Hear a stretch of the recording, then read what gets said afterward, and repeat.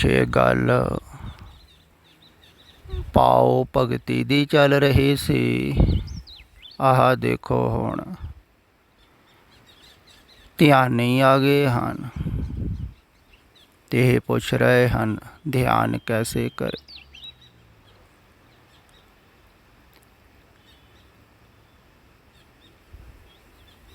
ਧਿਆਨ ਵਾਸਤੇ ਜੇ ਅਜੋਕੇ ਸਮੇਂ ਦੇ ਹਿਸਾਬ ਨਾਲ ਕਹਿਣਾ ਹੋਵੇ ਵੀ ਰੋਲ ਮਾਡਲ ਗੁਰੂ ਤੇਗ ਬਹਾਦਰ ਸਾਹਿਬ ਜੀ ਹਨ। ਉਹਨਾਂ ਨੇ ਧਿਆਨ ਕਿਵੇਂ ਕੀਤਾ? ਜਦੋਂ ਉਹ ਧਿਆਨ ਕਰਨ ਬੈਠੇ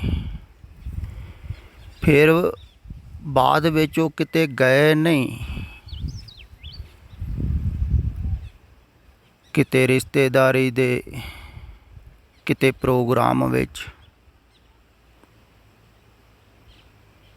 ਕਈ ਕਹਿ ਦਿੰਦੇ ਹਨ ਵੀ ਕੀ ਕਰੀਏ, ਰਿਸ਼ਤੇਦਾਰੀ ਦਾ ਮਾਮਲਾ ਹੈ, ਜਾਣਾ ਹੀ ਪੈਂਦਾ। ਰਿਸ਼ਤੇਦਾਰੀਆਂ ਤੇ ਗੁਰੂ ਤੇਗ ਬਹਾਦਰ ਸਾਹਿਬ ਜੀ ਦੇ ਵੀ ਬਹੁਤ ਸਨ। ਬਹੁਤ ਵੱਡਾ ਪਰਿਵਾਰ ਸੀ। ਨਾ ਉਹ ਜੰਮਣ 'ਤੇ ਗਏ, ਨਾ ਮਰਨ 'ਤੇ ਗਏ, ਨਾ ਹੋਰ ਕਿਸੇ ਪ੍ਰੋਗਰਾਮ 'ਤੇ ਗਏ ਹੀ ਨਹੀਂ। ਦੇਖੋ ਕਿੰਨਾ ਲੰਮਾ ਸਮਾਂ, ਫਿਰ ਕਿੰਨਾ ਸਬਰ ਸੀ ਉਹਨਾਂ ਅੰਦਰ,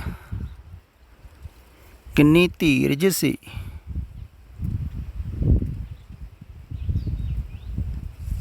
ਤੇ ਲੋਕਾਂ ਨੇ ਤੇਗਾ ਕਮਲਾ ਹੀ ਕਹਿਣਾ ਸ਼ੁਰੂ ਕਰ ਦਿੱਤਾ।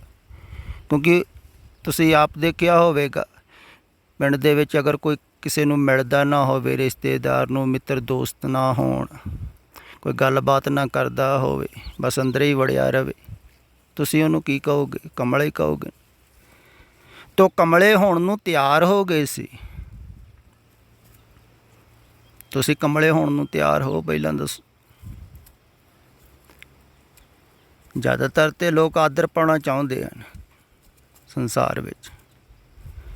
ਸਗੋਂ ਸਾਧਨਾ ਕਰਕੇ, ਧਿਆਨ ਕਰਕੇ, ਧਾਰਮਿਕ ਹੋ ਕੇ ਸਨਮਾਨ ਪਾਉਣਾ ਚਾਹੁੰਦੇ ਹਨ ਸੰਸਾਰ ਵਿੱਚ। ਉਹਨਾਂ ਨੇ ਆਪਣਾ ਸਾਰਾ ਹੀ ਆਦਰ ਸਨਮਾਨ ਖੋ ਦਿੱਤਾ। ਫਿਰ ਉਹਨਾਂ ਚਿਰ ਕਿਤੇ ਗਏ ਨਹੀਂ ਹਨ ਜਿੰਨਾ ਚਿਰ ਮਨ ਥਿਰ ਨਹੀਂ ਹੋਇਆ ਹੈ। ਜਦੋਂ ਥਿਰ ਹੋ ਗਿਆ, ਉਹਨਾਂ ਨੇ ਆਪ ਕਿਹਾ ਹੈ, ਮਾਈ ਮਨ ਮੇਰੋ ਧਾਵਨ ਤੇ ਛੂਟਿਓ, ਕਰ ਬੈਠੋ ਵਿਸ਼ਰਾਮ। ਹੁਣ ਵਿਸ਼ਰਾਮ ਕਰਕੇ ਬੈਠ ਗਏ, ਫਿਰ ਗਏ ਹਨ।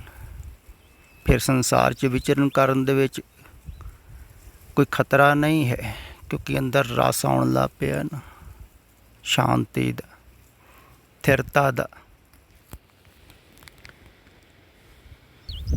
ਵਿਸ਼ਰਾਮ ਦਾ। ਸੁਖਮਨੀ ਸੁਖ ਅੰਮ੍ਰਿਤ ਪ੍ਰਭ ਨਾਮ, ਭਗਤ ਜਨਾਂ ਕੈ ਮਨ ਵਿਸ਼ਰਾਮ। ਉਹ ਵਿਸ਼ਰਾਮ ਅਵਸਥਾ ਦੇ ਵਿੱਚ ਸੁਖਮਨੀ, ਸੁੱਖਾਂ ਦੀ ਮਣੀ ਹੈ, ਸੁੱਖ ਹੈ, ਉਹ ਉਹਨਾਂ ਨੂੰ ਅੰਦਰੋਂ ਆਉਣ ਲੱਗ ਪਿਆ। ਪਾਠ ਕੀਤੇ ਥੋੜ੍ਹੀ ਆਉਂਦਾ, ਪਾਠ ਤੇ ਬਾਹਰ ਕਰਦੇ ਹਨ ਲੋਕ। ਤੇ ਇਹ ਰਸ ਆਵਾ ਤੇ ਉਹ ਰਸ ਨਹੀਂ ਪਾਵਾ। ਫਿਰ ਉਹਨਾਂ ਨੂੰ ਸੰਸਾਰ ਦਾ ਰਸ ਨਹੀਂ ਪਾਉਂਦਾ, ਸਗੋਂ ਸੰਸਾਰ ਮਿਥਿਆ ਲੱਗਣ ਲੱਗ ਜਾਂਦਾ, ਝੂਠ। ਇਸੇ ਕਰਕੇ ਗੁਰੂ ਤੇਗ ਬਹਾਦਰ ਸਾਹਿਬ ਜੀ ਨੇ ਬਹੁਤ ਜ਼ਿਆਦਾ ਸੰਸਾਰ ਨੂੰ ਮਿਥਿਆ, ਝੂਠ ਕਿਹਾ, ਅਸਤ ਕਿਹਾ। ਜਗ ਰਚਨਾ ਸਭ ਝੂਠ ਹੈ, ਜਾਣ ਲੈ ਹੋ ਰੇ ਮੀਤ। ਮਿੱਤਰੋ ਜਾਣੋ, ਪਰ ਮਿੱਤਰ ਕਿੱਥੇ ਜਾਣਦੇ? ਉਹ ਪੜ੍ਹਦੇ ਜ਼ਰੂਰ ਆ, ਜਾਣਦੇ ਥੋੜ੍ਹੀ। ਅਤੇ ਉਹਨਾਂ ਨੇ ਜਾਣਿਆ ਸੀ, ਸਾਧੋ ਇਹ ਤਨ ਮਿਥਿਆ ਮਾਨੋ। ਅਤੇ ਉਹਨਾਂ ਨੇ ਤਨ ਮਿਥਿਆ ਮੰਨਿਆ ਸੀ, ਜਾਣਿਆ ਸੀ, ਸਿਰਫ ਗਿਆ ਥੋੜ੍ਹੀ। ਇਸ ਕਾਰਨ ਇਸ ਤਨ ਨੂੰ ਭਲੇ ਵਾਸਤੇ, ਲੇਖੇ ਵਿੱਚ ਲਾਉਣ ਵਾਸਤੇ ਤੁਰ ਪਏ। ਦੇਖੋ ਵੀ ਚਲੋ ਤਨ ਤਾਂ ਮਿਥਿਆ ਹੀ ਹੈ, ਮਰਨਾ ਤਾਂ ਹੈ ਹੀ ਹੈ, ਜਾਣਾ ਤਾਂ ਹੈ ਸੰਸਾਰ ਤੋਂ, ਇਹਨੇ ਕਿਸੇ ਦੇ ਕੰਮ ਆ ਜਾਵੇ। ਦੇਖੋ ਤਾਂ ਉਹਨਾਂ ਦਾ ਪਿੱਛੇ, ਉਹਨਾਂ ਨੂੰ ਖਿਆਲ ਨਹੀਂ ਆਇਆ ਪਿੱਛੇ ਬੱਚਿਆਂ ਦਾ ਵੀ ਗੋਬਿੰਦ ਰਾਏ ਦੇ ਛੋਟੇ ਹੀ ਹਨ, ਉਹਨਾਂ ਨੂੰ ਮੋਹ ਨਾ ਹੋਵੇ। ਨਹੀਂ, ਉਹਨਾਂ ਨੂੰ ਕੋਈ ਮੋਹ ਨਹੀਂ, ਉਹ ਖੇਲ ਸਮਝ ਰਹੇ ਸਨ। ਮਿਥਿਆ ਸੀ ਸਭ ਕੁਛ, ਤਾਂ ਹੀ ਛੱਡ ਕੇ ਗਏ ਸਨ। ਤੇ ਤਨ ਨੂੰ ਮਿਥਿਆ ਜਾਣਿਆ ਸੀ। ਇਸ ਕਰਕੇ ਉਹਨਾਂ ਚਲੋ ਮਿਥਿਆ ਦੁਆਰਾ ਹੀ ਲੋਕਾਂ ਦਾ ਭਲਾ ਹੋ ਜਾਵੇ, ਤੇ ਉਹਨਾਂ ਨੇ ਭਲਾ ਕਰ ਦਿੱਤਾ। ਤੇ ਧਿਆਨ ਕਰਨ ਨਾਲੋਂ ਮੈਂ ਜ਼ਿਆਦਾ ਹਟਾਉਣ 'ਤੇ ਜ਼ੋਰ ਦੇਣਾ। ਇਸੇ ਕਰਕੇ ਇਸ ਮਿੱਤਰ ਨੂੰ ਮੈਂ ਕਿਹਾ ਵੀ ਸੀ ਵੀ ਤੂੰ ਅਜੇ ਰਿਕਾਰਡਿੰਗਾਂ ਸੁਣ, ਹੌਲੀ ਹੌਲੀ ਗੱਲ ਸਮਝ ਵਿੱਚ ਆਵੇਗੀ ਮੇਰੀ, ਵੀ ਮੈਂ ਧਿਆਨ ਛੱਡਣ 'ਤੇ ਜ਼ਿਆਦਾ ਕਹਿਣਾ ਵੀ ਅਗਰ ਤੁਸੀਂ ਬਾਹਰੋਂ ਛੱਡੀ ਜਾਓਗੇ, ਬਾਹਰ ਨਾ ਭਟਕਣ ਦਿਓਗੇ ਬਹੁਤਾ ਮਨ ਨੂੰ, ਤੇ ਤੁਹਾਡਾ ਮਨ ਆਪਣੇ ਆਪ ਹੀ ਅੰਦਰ ਥਿਰ ਹੁੰਦਾ ਜਾਵੇਗਾ। ਥਿਰ ਕਿਤੇ ਵੀ ਕਰ ਸਕਦੇ ਹੋ। ਇਸ ਕਰਕੇ ਮੈਂ ਕੋਈ ਸ਼ਬਦ ਖਾਸ ਨਹੀਂ ਦਿੰਦਾ। ਮੈਂ ਕਹਿੰਦਾ ਕੋਈ ਵੀ ਸ਼ਬਦ ਦਾ ਉਪਯੋਗ ਕਰੋ ਜਿਹਦੇ ਦੁਆਰਾ ਧਿਆਨ ਹਟ ਸਕੇ। ਜਾਂ ਫਿਰ ਸਾਰਿਆਂ ਨੂੰ ਵਧੀਆ ਤਰੀਕਾ ਸਿਖਾਲਾ ਹੈ ਵੀ ਸਵਾਸਾਂ 'ਤੇ ਧਿਆਨ ਰੱਖੋ। ਦੇਖੋ ਸਵਾਸਾਂ ਦੀ ਮਾਲਾ ਸਦਾ ਹੀ ਚੱਲਦੀ ਰਹਿੰਦੀ, ਜਨਮ ਤੋਂ ਮਰਨ ਤੱਕ। ਇੱਥੇ ਧਿਆਨ ਕਰ ਸਕਦੇ ਹੋ, ਮਾਲਾ ਪੜ੍ਹਨ ਦੀ ਵੀ ਨਹੀਂ ਲੋੜ ਹੈ। ਕਿਹਾ ਵੀ ਹੈ ਦਮ ਦਮ ਸਦਾ ਸੰਭਾਲਤਾ, ਦਮ ਨਾ ਬਿਰਥਾ ਜਾਏ। ਇਹ ਸਵਾਸ ਤੁਹਾਡੇ ਧਿਆਨ ਤੋਂ ਬਗੈਰ ਨਾ ਜਾਵੇ। ਹਰ ਸਵਾਸ 'ਤੇ ਧਿਆਨ ਰੱਖੋ, ਅਤੇ ਧਿਆਨ ਤਾਂ ਹੀ ਸਵਾਸ 'ਤੇ ਟਿਕੇਗਾ ਜੇ ਤੁਸੀਂ ਬਾਹਰੋਂ ਹਟਾਓਗੇ। ਇਹ ਗੱਲ ਪਹਿਲਾਂ ਖਿਆਲ ਵਿੱਚ ਰੱਖੋ।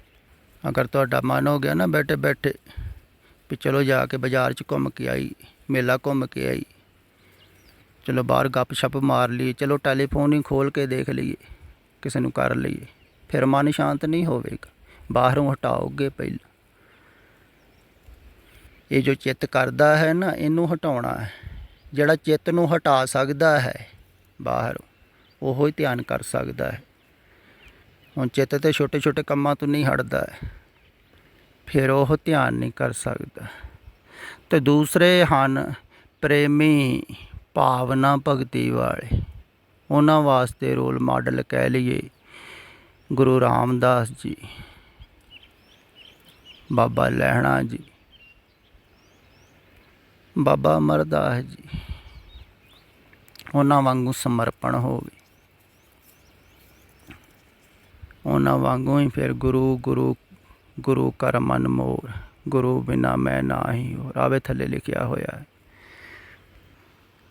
ਇਹਨਾਂ ਨੇ ਉੱਪਰ ਲਿਖਿਆ ਹੋਇਆ ਹੈ ਵੀ ਮੇਰੇ ਸਰੀਰ ਨੂੰ ਬਿਮਾਰੀ ਹੋਣ ਕਰਕੇ ਲੋਕ ਹੌਲੀ ਹੌਲੀ ਫੋਨ ਕਰਨੋਂ ਵੀ ਹਟ ਗਏ, ਹੁਣ ਮਿਲਣੋਂ ਗਿਲਣੋਂ ਵੀ ਹਟ ਗਏ ਹਨ, ਅਤੇ ਲੋਕਾਂ ਨੂੰ ਧਿਆਨ ਜਾਂਦਾ ਲੱਗਾ। ਸਰੀਰ ਵੱਲੋਂ ਵੀ ਆਪ ਜੀ ਨੂੰ ਸੁਣ ਸੁਣ ਕੇ ਧਿਆਨ ਹਟ ਰਿਹਾ ਹੈ। ਕਿਰਪਾ ਸਮਝੋ ਪ੍ਰਭੂ ਦੀ। ਅਤੇ ਦੁੱਖ ਨੂੰ ਮਾੜਾ ਨਾ ਸਮਝੋ, ਦੁੱਖ ਨੂੰ ਦਾਰੂ ਸਮਝੋ। ਪ੍ਰਭੂ ਦੀ ਬਖਸ਼ਿਸ਼ ਹੈ ਤੁਹਾਡੇ 'ਤੇ। ਤੁਹਾਨੂੰ ਦੁੱਖ ਮਿਲਿਆ ਹੈ, ਦੁੱਖ ਕਾਰਨ ਲੋਕਾਂ ਤੋਂ ਛੁਟਕਾਰਾ ਹੋਇਆ। ਲੋਕ ਵੀ ਕਿੰਨਾ ਚਿਰ ਖਬਰ ਪੁੱਛਦੇ ਹਨ, ਸਿਰਫ ਉੱਪਰੋਂ ਹੀ ਹੈ। ਦੂਸਰੇ ਨੂੰ ਖੁਸ਼ ਰੱਖਣ ਵਾਸਤੇ ਹਾਲ ਚਾਲ ਪੁੱਛ ਲੈਂਦੇ ਹਨ। ਕਿਸੇ ਨੂੰ ਕੁਛ ਲੈਣਾ ਦੇਣਾ ਨਹੀਂ ਹੈ ਕਿਸੇ ਨਾਲ। ਜੇ ਲਗਾਤਾਰ ਕੋਈ ਬਿਮਾਰ ਰਹਿਣਾ ਸ਼ੁਰੂ ਹੋ ਜਾਵੇ ਤਾਂ ਅਗਲੇ ਖਬਰ ਸਾਰੀ ਕੀ ਪੁੱਛਣੀ ਹੈ, ਉਹਦੀ ਤਾਂ ਬਿਮਾਰੀ ਸਦਾ ਹੀ ਪਿਆ ਹੈ। ਅਤੇ ਲੋਕ ਆਉਣੋਂ ਜਾਣੋਂ ਵੀ ਹਟ ਜਾਂਦੇ ਹਨ। तो देखिया है ना, को काहू को नहीं सब देखी ठोक बजाए। है नहीं कि सिर्फ जिन्ना चिर तुसी काम आउंदे हो ना चिर जदों काम दे नहीं रहे फिर लोग भी पिछे अड़ जाते। तो बहुत वधिया होया है, भला होया है। धन्नवाद करो परमात्मा दा। ते तुहाडा बाहरों छुटकारा करवा दिता परमात्मा ने इस दुख द्वारा। तो दुख दारू बन गया, दवाई बन गई ना। तो संसार वालों ध्यान हटिया, तो शरीर वाल भी हट रहा है क्योंकि बीमारी लगी हुई है। तो गुरु गुरु कर मन मोर, गुरु बिना मैं ना ही हो। तो गुरु नूं बाहर नहीं देखना है। सुन भावें बाहरों ही रहे हो तुसी, पर वो बाहर नहीं है। जो तुसी ये जो सुनिया है उत्ते अमल करोगे ना तां तुहानूं पता लगेगा कि वह अंदरे ही है। तो फिर अंदरों ही गुप्तगू शुरू हो जाती। जिवें जिहड़े शब्द का चिंतन करते हैं तो उन्हां दी यात्रा ने ਨਿਸ਼ਬਦ ਵੱਲੋਂ ਹੁੰਦੀ ਹੈ। ਉਹਨਾਂ ਨੂੰ ਫਿਰ ਧੀਰੇ ਧੀਰੇ ਸ਼ਬਦ ਛੱਡਣਾ ਪੈਂਦਾ ਹੈ, ਛੁੱਟਦਾ ਹੀ ਹੈ। ਅਗਰ ਸ਼ਬਦ ਨਾ ਛੁੱਟੇ ਤਾਂ ਫਿਰ ਯਾਤਰਾ ਨਿਸ਼ਬਦ ਵੱਲ ਨਹੀਂ ਨਾ ਹੁੰਦੀ। ਅਤੇ ਕਈਆਂ ਨੂੰ ਸ਼ਬਦਾਂ ਨਾਲ ਬੜਾ ਮੋਹ ਹੁੰਦਾ, ਸ਼ਬਦ ਨੂੰ ਹੀ ਪਕੜ ਕੇ ਰੱਖਦੇ। ਨਹੀਂ, ਸ਼ਬਦ ਦਾ ਸਹਾਰਾ ਲੈਣਾ ਹੈ। ਇਵੇਂ ਹੀ ਭਗਤ ਜਿਹੜਾ ਹੈ ਉਹ ਸ਼ਬਦ ਦਾ ਸਹਾਰਾ ਲੈਂਦਾ ਹੈ, ਉਪਦੇਸ਼ ਦਾ। ਉਪਦੇਸ਼ ਸੁਣਦਾ ਹੈ ਬਾਹਰੋਂ, ਸ਼ਬਦ ਸੁਣਦਾ ਹੈ ਬਾਹਰੋਂ, ਅਤੇ ਸ਼ਬਦ ਦੇ ਸਹਾਰੇ ਉਹਦੇ ਅੰਦਰ ਭਾਵਨਾ ਜਾਗ ਪੈਂਦੀ ਹੈ, ਪ੍ਰੇਮ ਜਾਗ ਪੈਂਦਾ ਹੈ। ਫਿਰ ਉਹ ਜੋ ਸ਼ਬਦਾਂ ਦੁਆਰਾ ਕਿਹਾ ਹੈ ਨਾ, ਉਹਦੇ ਅੰਦਰ ਆਪਣੇ ਆਪ ਹੀ ਹੋਣ ਲੱਗ ਜਾਂਦਾ ਹੈ ਵੈਸਾ ਹੀ। ਜਿਵੇਂ ਤੁਸੀਂ ਦੇਖਿਆ ਹੋਵੇਗਾ, ਜਿਹਦੇ ਨਾਲ ਜ਼ਿਆਦਾ ਲਗਾਵ ਹੈ ਬਾਹਰ ਸੰਸਾਰਿਕ ਤਲ 'ਤੇ, ਉਹ ਵੈਸਾ ਹੀ ਹੋਣਾ ਸ਼ੁਰੂ ਹੋ ਜਾਂਦਾ ਹੈ, ਉਹਦੇ ਹੀ ਗੱਲ ਜ਼ਿਆਦਾ ਮੰਨਦਾ ਹੈ। ਇੱਦਾਂ ਹੀ ਜਿਹਦੀ ਅੰਦਰਲੀ ਭਾਵਨਾ ਜਗਦੀ ਹੈ, ਉਹਦੇ ਅੰਦਰ ਵੈਸੇ ਹੀ ਗੁਣ ਆਉਣੇ ਸ਼ੁਰੂ ਹੋ ਜਾਂਦੇ ਹੈ, ਅਤੇ ਜੋ ਕਿਹਾ ਹੈ ਉਹਦੇ ਅਮਲ ਵਿੱਚ ਆਉਣਾ ਸ਼ੁਰੂ ਹੋ ਜਾਂਦਾ ਹੈ। ਅਤੇ ਉਹਦਾ ਧਿਆਨ ਸਹਿਜੇ ਹੀ ਸੰਸਾਰ ਵੱਲੋਂ ਹਟਦਾ ਹੈ। ਭਗਤੀ ਭਾਵਨਾ ਵਾਲੇ ਨੂੰ ਧਿਆਨ ਹਟਾਉਣਾ ਨਹੀਂ ਪੈਂਦਾ ਹੈ, ਹਟਦਾ ਹੈ। ਜਿੰਨੀ ਜਿੰਨੀ ਉਹਦੀ ਭਾਵਨਾ ਗਹਿਰੀ ਹੁੰਦੀ ਹੈ, ਓਨਾ ਹੀ ਧਿਆਨ ਹਟਦਾ ਜਾਵੇਗਾ। ਪਰ ਧਿਆਨੀ ਨੂੰ ਧਿਆਨ ਹਟਾਉਣਾ ਪਵੇਗਾ ਬਾਹਰੋਂ, ਉਹਨੂੰ ਦੋਹਰਾ ਕੰਮ ਕਰਨਾ ਪੈਂਦਾ ਹੈ। ਧਿਆਨ ਹਟਾਉਣਾ ਵੀ ਪਵੇਗਾ ਅਤੇ ਲਾਉਣਾ ਵੀ ਪਵੇਗਾ। ਅਤੇ ਬਾਹਰੋਂ ਹਟਾਏਗਾ ਨਹੀਂ ਅਤੇ ਲੱਗੇਗਾ ਨਹੀਂ। ਇਸ ਕਾਰਨ ਉਹਨੂੰ ਵਾਰ-ਵਾਰ ਕਿਹਾ ਜਾਂਦਾ ਹੈ ਵੀ ਤੂੰ ਮਿਥਿਆ ਜਾਣ, ਸੰਸਾਰ ਨੂੰ ਝੂਠ ਜਾਣ, ਅਸੱਤ ਜਾਣ, ਇਹਨੂੰ ਵਾਸਤਵਿਕ ਨਾ ਜਾਣ, ਤਾਂ ਤੇਰਾ ਧਿਆਨ ਹਟੇਗਾ। ਇਹਨੂੰ ਬਹੁਤਾ ਮੁੱਲ ਨਾ ਦੇ, ਅਹਿਮੀਅਤ ਨਾ ਦੇ। ਹਾਨੀ ਲਾਭ ਇਹਦੇ ਵਿੱਚ ਬਹੁਤ ਹੋਣਗੇ, ਅਤੇ ਅਗਰ ਤੂੰ ਮੁੱਲ ਨਾ ਦੇਵੇਂਗਾ, ਅਹਿਮੀਅਤ ਨਾ ਦੇਵੇਂਗਾ, ਤੈਨੂੰ ਪਰਵਾਹ ਨਾ ਹੋਊਗੀ ਵੀ ਇੱਥੇ ਕੁਛ ਵੀ ਨਹੀਂ, ਤਨ ਅਤੇ ਹੱਥਾਂ ਦੀ ਮੈਲ ਹੈ ਜਿਵੇਂ ਕਹਿ ਦਿੰਦੇ, ਚਲੇ ਗਿਆ, ਨਹੀਂ ਮਿਲਿਆ ਨਾ ਸਹੀ, ਤਾਂ ਬਹੁਤੀ ਚਿੰਤਾ ਨਾ ਹੋਵੇਗੀ ਮਿਲਣ ਨਾ ਮਿਲਣ ਦੀ, ਅਤੇ ਤੇਰਾ ਧਿਆਨ ਹਟੇਗਾ। ਇਹਨੂੰ ਵਾਸਤਵਿਕ ਨਾ ਸਮਝੇਗਾ, ਧਿਆਨ ਫਿਰ ਲੱਗੇਗਾ ਅੰਦਰ। ਪਰ ਭਗਤੀ ਭਾਵਨਾ ਵਾਲੇ ਦਾ ਧਿਆਨ ਆਪਣੇ ਆਪ ਹੀ ਹਟਦਾ ਹੈ, ਜਿੰਨੀ ਭਾਵਨਾ ਗਹਿਰੀ ਹੁੰਦੀ। ਫਿਰ ਸ਼ਬਦ ਜਦੋਂ ਗਹਿਰਾਈ ਦੇ ਨਾਲ ਕੋਈ ਸੁਣਦਾ ਹੈ ਨਾ, ਤਾਂ ਸ਼ਬਦਾਂ ਦਾ ਅਸਰ ਹੁੰਦਾ ਹੈ। ਫਿਰ ਧੀਰੇ ਧੀਰੇ ਬਾਹਰੋਂ ਸ਼ਬਦ ਸੁਣਨ ਦੀ ਲੋੜ ਨਹੀਂ ਪੈਂਦੀ। ਫਿਰ ਉਹਨੂੰ ਪਤਾ ਲੱਗਦਾ ਹੈ ਜਿਹਨੂੰ ਮੈਂ ਬਾਹਰੋਂ ਸੁਣ ਰਿਹਾ ਸੀ ਨਾ, ਉਹ ਤਾਂ ਮੇਰੇ ਅੰਦਰ ਹੀ ਹੈ। ਫਿਰ ਉਹ ਅੰਦਰੋਂ ਸੁਣਨਾ ਸ਼ੁਰੂ ਹੋ ਜਾਂਦਾ ਹੈ, ਸ਼ਬਦਾਂ ਤੋਂ ਉਹਦਾ ਛੁਟਕਾਰਾ ਹੋ ਜਾਂਦਾ। ਇਸ ਕਰਕੇ ਭਗਤੀ ਨੂੰ ਸਰਵਣ ਭਗਤੀ ਵੀ ਕਹਿੰਦੇ ਹਨ। ਸੁਣ ਕੇ ਭਾਵਨਾ ਪੈਦਾ ਹੋਈ, ਦੇਖ ਕੇ ਨਹੀਂ, ਸੁਣ ਕੇ। ਅਤੇ ਸੁਣੀਏ ਲਾਗੇ ਸਹਿਜ ਧਿਆਨ। ਦੇਖੋ ਉੱਥੇ ਸਹਿਜ ਧਿਆਨ ਕਿਹਾ ਹੈ, ਭਾਵ ਕਿ ਜਦੋਂ ਭਾਵਨਾ ਪੈਦਾ ਹੋਊਗੀ ਤਾਂ ਆਪਣੇ ਆਪ ਹੀ ਧਿਆਨ ਲੱਗਣਾ ਸ਼ੁਰੂ ਹੋ ਜੂ ਤੁਹਾਡਾ। ਫਿਰ ਗੁਰੂ ਬਿਨਾ ਮੈਂ ਨਾ ਹੀ ਹੋਰ, ਫਿਰ ਤੁਹਾਨੂੰ ਹੋਰ ਕੁਛ ਨਹੀਂ ਦਿਖਾਈ ਦੇਵੇਗਾ, ਫਿਰ ਕੁਛ ਨਹੀਂ ਸੁਣਾਈ ਦੇਵੇਗਾ, ਉਹ ਹੀ ਸੁਣਾਈ ਦੇਵੇਗਾ ਜਿਹੜਾ ਬਾਹਰ ਕੰਨਾਂ ਨਾਲ ਸੁਣਦਾ ਨਹੀਂ ਹੈ। ਫਿਰ ਧਿਆਨੀ ਦਾ ਧਿਆਨ ਅੱਠੇ ਪਹਿਰ ਹੋਵੇਗਾ, ਧਿਆਨ ਪਰਪੱਕ ਹੋਵੇਗਾ। ਭਗਤੀ ਭਾਵਨਾ ਵਾਲਿਆਂ ਦਾ ਆਪਣੇ ਆਪ ਹੀ ਪਰਪੱਕ ਹੋਣ ਲੱਗ ਜਾਂਦਾ ਹੈ ਧਿਆਨ ਅੱਠੇ ਪਹਿਰ। ਜਿੰਨੀ ਭਾਵਨਾ ਹੋਵੇਗੀ ਓਨਾ ਹੀ ਧਿਆਨ ਉਹਨਾਂ ਦਾ ਵੱਧਦਾ ਰਹੇ। ਪਰ ਧਿਆਨੀ ਨੂੰ ਧਿਆਨ ਪਰਪੱਕ ਕਰਨਾ ਪਵੇਗਾ, ਬਾਹਰੋਂ ਹਟਾਉਣਾ ਹੈ। ਅਤੇ ਇਸ ਕਾਰਨ ਇਹ ਨਹੀਂ ਵੀ ਸਵੇਰੇ ਸ਼ਾਮ ਹੀ ਕਰ ਲਿਆ ਥੋੜ੍ਹਾ ਟਾਈਮ, ਜਿਵੇਂ ਲੋਕ ਕਰਦੇ ਆ, ਥੋੜ੍ਹਾ ਜਿਹਾ ਜਪ ਕਰ ਲਿਆ, ਕੋਈ ਮੰਤਰ ਜਪ ਲਿਆ, ਸਾਧੂ ਮਹਾਤਮਾ ਦੱਸ ਦਿੰਦੇ।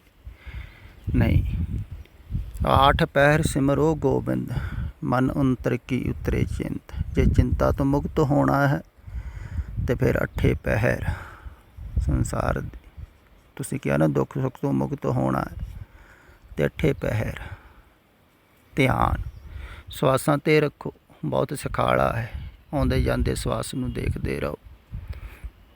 ਤੇ ਬਾਹਰੋਂ ਹਟਾਉਂਦੇ ਰਹੋ। ਇਹ ਮੈਂ ਵਾਰ-ਵਾਰ ਕਹਿਣਾ, ਜਿਹੜਾ ਬਾਹਰੋਂ ਨਹੀਂ ਹਟਾ ਸਕਦਾ ਹੈ, ਅਜੇ ਬਾਹਰ ਮੋਹ ਮਮਤਾ ਹੈ, ਬਹੁਤ ਸਾਰੇ ਕੰਮ ਅਧੂਰੇ ਹਨ, ਕਰਨੇ ਚਾਹੁੰਦਾ ਹੈ, ਉਹ ਧਿਆਨ ਅੰਦਰ ਨਹੀਂ ਲਾ ਸਕਦਾ ਕਿਉਂਕਿ ਉਹਦਾ ਧਿਆਨ ਬਾਹਰ ਭਟਕੇਗਾ। ਤੇ ਜਿਨ੍ਹੇ ਸੰਸਾਰ ਨੂੰ ਜਾਣ ਲਿਆ ਹੈ, ਭੋਗ ਲਿਆ ਹੈ, ਜਾਣਿਆ ਵਿਅਰਥ ਹੈ, ਜਿਹੜਾ ਵਾਸਤਵਿਕ ਦੇ ਵਿੱਚ ਸਮਝਦਾਰ ਹੋ ਗਿਆ, ਜਿਹਨੂੰ ਵਿਵੇਕ ਬੁੱਧੀ ਆ ਗਈ ਵੀ ਆਹ ਅਸੱਤਵ ਹੈ, ਬਾਹਰ ਦਿਖ ਰਿਹਾ ਹੈ ਜੋ ਮਿਥਿਆ ਹੈ, ਇਹਨੂੰ ਛੱਡਣਾ ਹੈ ਤੇ ਅੰਦਰ ਨੂੰ ਜਾਣਾ ਹੈ, ਉਹਦਾ ਧਿਆਨ ਲੱਗਦਾ ਹੈ।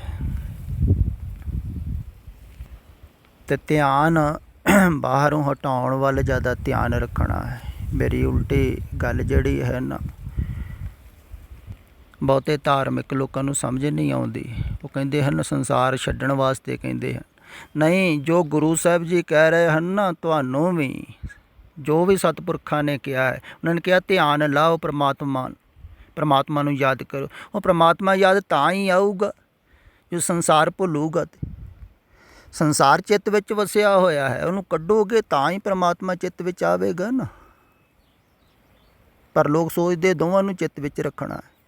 ਨਹੀਂ, ਦੋਵੇਂ ਚਿੱਤ ਵਿੱਚ ਨਹੀਂ ਰਹਿੰਦੇ ਹਨ। ਸੱਚ ਅਤੇ ਝੂਠ ਦੋਵੇਂ ਇਕੱਠੇ ਨਹੀਂ ਰਹਿ ਸਕਦੇ। ਜਿਵੇਂ ਰਾਤ ਦਾ ਸੁਪਨਾ ਅਤੇ ਜਾਗਰਣ ਦੋਵੇਂ ਇਕੱਠੇ ਨਹੀਂ ਹੋ ਸਕਦੇ, ਇਵੇਂ ਹੀ ਜਿੰਨਾ ਚਿਰ ਝੂਠ ਵਸਿਆ ਹੋਇਆ ਸੰਸਾਰ ਦਾ ਚਿੰਤਨ ਚੱਲ ਰਿਹਾ ਹੈ, ਉਹਨਾਂ ਚਿਰ ਸੱਤ ਨਹੀਂ ਹੈ। ਇਸ ਕਰਕੇ ਸੰਸਾਰ ਦਾ ਚਿੰਤਨ, ਝੂਠ ਦਾ ਚਿੰਤਨ ਛੱਡੋ। ਅਗਰ ਸੱਤ ਦਾ ਚਿੰਤਨ ਕਰਨਾ ਹੈ ਤਾਂ ਸੱਤ ਵੱਲ ਨੂੰ ਜਾਣਾ ਹੈ। ਇਹ ਦੁੱਖਾਂ ਸੁੱਖਾਂ ਤੋਂ ਛੁਟਕਾਰਾ ਪਾਉਣਾ, ਜਨਮ ਮਰਤੂ ਤੋਂ ਛੁਟਕਾਰਾ ਪਾਉਣਾ ਹੈ, ਆਵਾਗਮਨ ਤੋਂ ਛੁਟਕਾਰਾ ਪਾਉਣਾ ਹੈ। ਝੂਠ ਨੂੰ ਚਿੱਤ ਵਿੱਚੋਂ ਕੱਢੋ। ਇਹ ਚਿੱਤ ਵਿੱਚ ਹੋਣ ਕਰਕੇ ਹੀ ਚੱਲ ਰਿਹਾ ਹੈ ਆਵਾਗਮਨ।